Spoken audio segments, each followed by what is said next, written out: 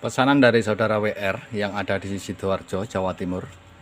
10 unit spot welding atau alat las titik atau alat las untuk menyambung baterai 18650 dengan media plat nikel seperti ini.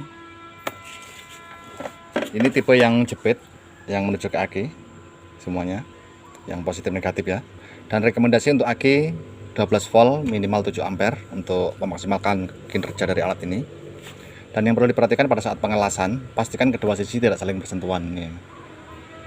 Harus ada space seperti ini, tetapi ujungnya saja menempel sempurna ke media yang akan dilas. Contoh seperti ini ya. Ini plat nikelnya, tempelkan dengan baik seperti ini. Keduanya saling menempel dengan sedikit tekanan, kemudian pencet tombol powernya kira-kira 1-2 detik hingga keluar percikan api.